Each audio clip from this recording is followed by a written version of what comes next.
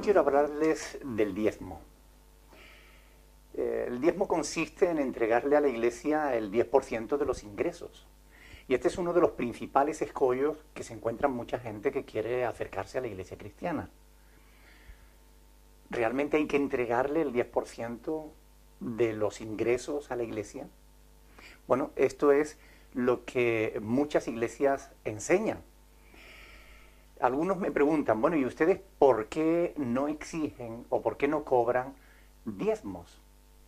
La respuesta es muy sencilla. Nosotros no cobramos diezmos por integridad. Porque nosotros no somos la nación de Israel. El diezmo pertenece a la ley que Dios le dio a la nación de Israel. Y la iglesia de Jesucristo no es la nación de Israel.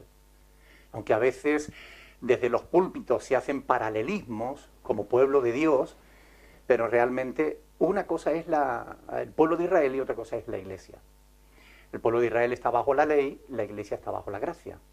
El pueblo de Israel está sostenido sobre el Antiguo Testamento, la iglesia está sostenida sobre el Nuevo Testamento. Por tanto, ¿por qué pues entonces algunas iglesias exigen o cobran el 10% de los ingresos de las personas?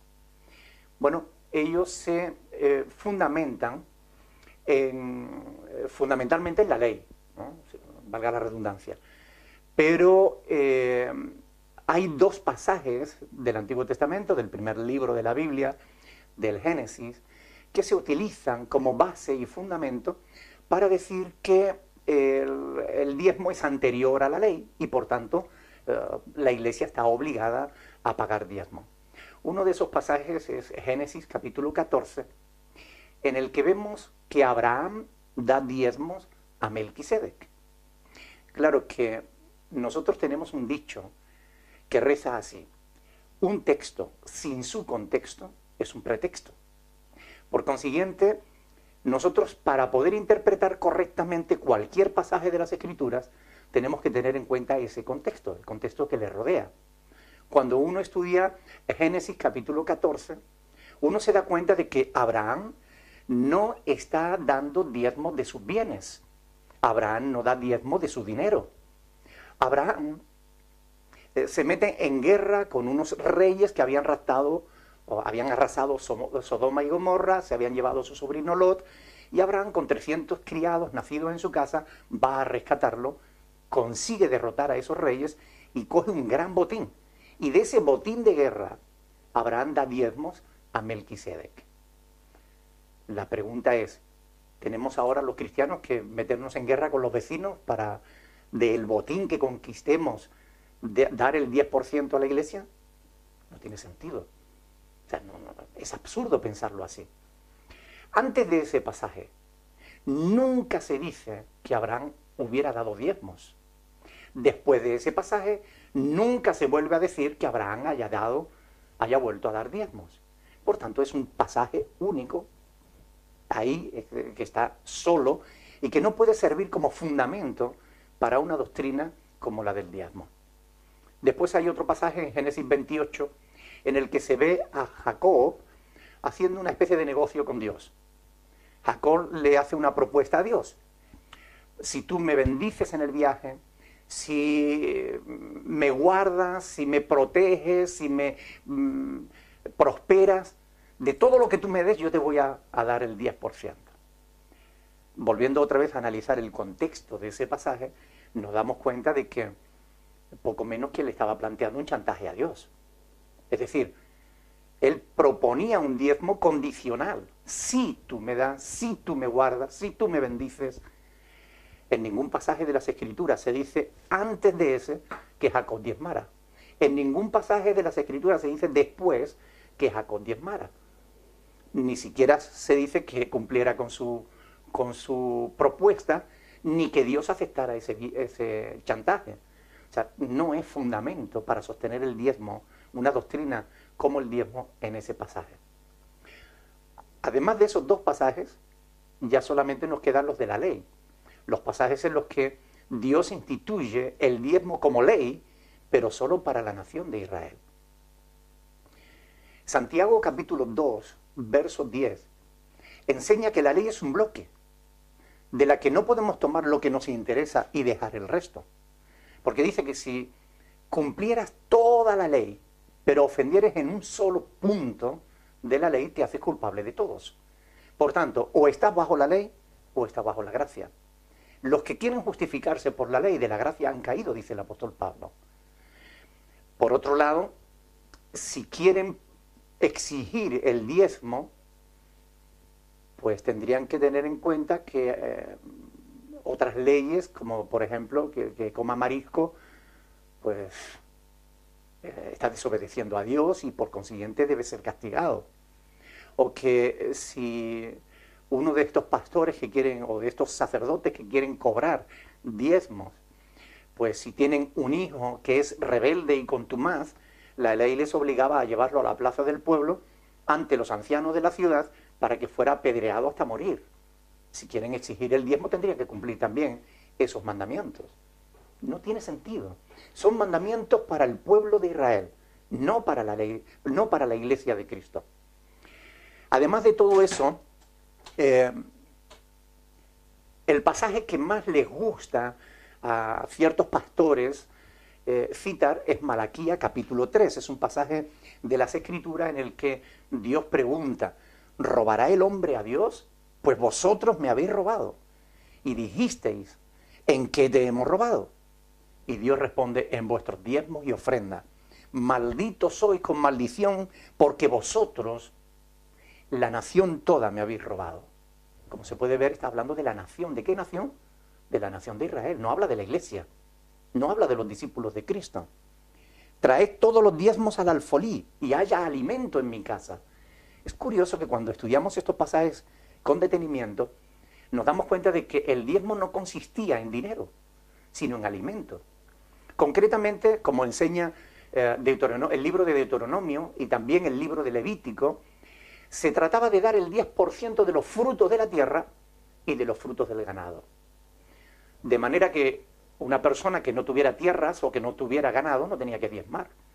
Solo debían diezmar aquellos que tuvieran tierras y ganado. Por ejemplo, antes de ir a Jerusalén a celebrar la fiesta, pues una vez al año los judíos contaban su ganado. 1, 2, 3, 4, 5, 6, 7, 8, 9, el 10º le correspondía al Señor. Y eran apartados para ser entregados para Dios. Ahora bien, si algún pastor hoy te exige diezmo, ¿no? Si tú no tienes tierra, no tienes nada que darle. Si no tienes ganado, no tienes nada que darle. Si tienes tierra, llévale un camión de trigo y vuélcaselo en el púlpito. Porque esto es lo que Dios estaba demandando en Malaquía. Aquí se nos dice claramente que lo que Dios está demandando es que hubiera alimento en su casa. Porque del diezmo que entregaba al pueblo, vivían los huérfanos, las viudas y los levitas, es decir, los sacerdotes y escribas y levitas. Por consiguiente, Dios lo que se está cuidando es de que hubiera alimento en su casa, no dinero. Es más, Levítico 27 del 13 y también el versículo 30 dicen que si alguno de los judíos quería redimir uno de los animales que le pertenecían al Señor, uno de esos décimos, él tenía que dar el valor del animal más un 20%, más una quinta parte. Por consiguiente, no era dinero lo que Dios estaba demandando. Lo que estaba demandando era alimentos para los levitas y para los huérfanos y las viudas. Aparte de eso, vemos en la Biblia, con respecto a la ley, que había dos tipos de diezmos bien diferenciados.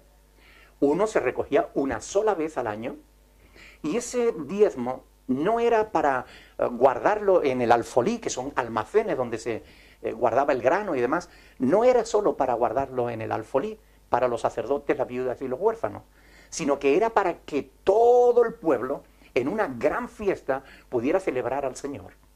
Por tanto, el diezmo de cada año se comía en una fiesta todo el pueblo juntos. Cada 3 años, el diezmo del tercer año era el diezmo que servía para los huérfanos, las viudas y los sacerdotes. O sea que no todos los diezmos eran para los sacerdotes. Además, cosa curiosa, una vez cada 7 años no se recogían diezmos, porque recuerden que tampoco se cultivaba la tierra. Una vez cada 7 años no se cobraban diezmo. Yo quiero preguntarte, ¿alguna vez tu pastor que te exige el diezmo te dijo, mira, este es tu 7.º año en la iglesia, no te corresponde dar diezmo? Lo dudo. Ahora bien, una de las cuestiones más fundamentales es que en Deuteronomio 18:21 se dice claramente que solo los levitas podían cobrar diezmos. Solo los levitas. Tanto es así que hoy en día los judíos no cobran diezmos. Porque a partir de la Segunda Guerra Mundial los archivos se perdieron y no hay una conciencia clara de quiénes son los levitas. Por tanto, hoy en día las sinagogas lo que hacen es cobrar un impuesto por el asiento en la sinagoga, es decir, cobran un porcentaje por asiento. Pero no pueden exigir diezmos, porque ellos no saben quiénes son los levitas. Sin embargo, ¿qué pastor hoy en día puede asegurar que es de la tribu de Leví para poder cobrar diezmos? ¿Saben? Ni Jesús cobró diezmos. ¿Cómo se sostuvo el ministerio de Jesús? Por las ofrendas de los seguidores. Algunas mujeres pudientes y algunos de los seguidores más directos de Jesús le apoyaban en su ministerio. Pero Jesús no cobró diezmo porque no era de la tribu de Leví, era de la tribu de Judá. El apóstol Pablo no cobró diezmos, él era de la tribu de Benjamín. Sin embargo, el apóstol Pablo es quien desarrolla toda la teología del cristianismo y no encontrarás, y esto es muy importante, ni un solo pasaje. Mire que la Biblia es un libro bastante consistente, bastante grande. Pues en todo este libro no vas a encontrar ni un solo pasaje, escucha bien esto, ni un solo versículo en el que se relacione el diezmo con la iglesia. ¿No te parece importante este asunto? Ni un solo pasaje en el que se relacione el diezmo con la iglesia. El diezmo siempre se relaciona con el pueblo de Israel. Y esto es así porque la palabra de Dios es clara, es sencilla. Ahora, ¿por qué entonces algunos exigen diezmo? ¿Por qué algunos cobran diezmo? Bueno, la cuestión es bien sencilla porque solamente hay dos respuestas. O son ignorantes de las Sagradas Escrituras, que desconocen en profundidad estos temas, se limitan a tomar una herencia religiosa y a transmitirla sin ocuparse de ver si realmente es o no es correcto lo que enseñan, o simplemente porque son falsos pastores que engañan y manipulan a la gente para sacarle su dinero. No hay otra respuesta. O son ignorantes que no conocen estas cosas, o aún conociendo estas cosas, lo hacen porque realmente son falsos pastores. Son gentes que tienen poca fe. A mí en cierta ocasión me preguntó un pastor, pero es que si no cobramos diezmo, ¿cómo vamos a sostener la iglesia? La respuesta es bien sencilla, como se sostuvo la iglesia del primer siglo. La iglesia del primer siglo se sostuvo, como el apóstol Pablo enseña en 1 Corintios capítulo 16.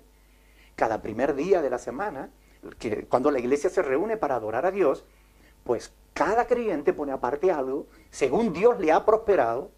No se dice el 10%, ni el 15%, ni el 5%, ni el 1%, ni el 2%.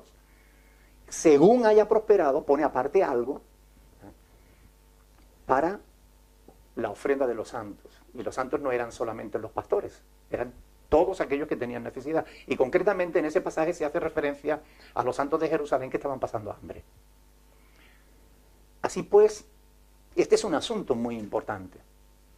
Hoy en día hay una gran manipulación con este asunto. Por eso he querido hacer este vídeo, para aclarar estas cuestiones.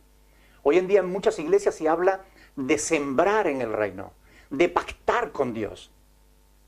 Entrégale dinero a Dios y Dios te va a dar más. Dale 100 euros a Dios y Dios te va a dar 1000. Bueno, cuando alguien te diga algo así, dile, dame tú los 1000 o 100 y espera los 1000 de Dios. Pero no te dejes manipular de esa manera. Pacta con Dios, pacta por un milagro. Mire, los milagros de Dios no se venden, ni se compran ni se venden. Si tú quieres la bendición de Dios, no tienes que diezmar, lo que tienes que hacer es entregar tu vida entera a Dios. Quiere decir esto ¿Que no hay que darle dinero a la iglesia? Hombre, no quiero decir eso. ¿Es pecado darle el diezmo a la iglesia? No es pecado, de ninguna manera. Tú le puedes dar el 10% de tus ingresos, como le puedes dar el 80%. Tú puedes dar lo que tú quieras. Lo que es incorrecto no es dar el diezmo. Lo que es incorrecto es exigirlo. Lo que es incorrecto es manipular a la gente sacando textos de su contexto como pretexto para sacar dinero al pueblo de Dios. Quienes roban a Dios no son quienes no dan diezmo. Quienes roban a Dios son quienes los exigen. Y esto es muy importante. Abran sus ojos. Lean las Sagradas Escrituras, porque es la palabra de Dios la que les da la luz y el entendimiento necesario para no dejarse manipular por falsos apóstoles, profetas, evangelistas, pastores, maestros, que enseñan cosas que no están en las Sagradas Escrituras o que las tuercen para su propio beneficio. Estos ya tienen su propio castigo de parte de Dios, pero ustedes apártense de todos aquellos que no enseñen la sana doctrina. Busquen iglesias donde de verdad se predique la palabra de Dios. Este es el deseo de nuestro corazón. Ojalá que esto les haya ayudado. Dios les bendiga.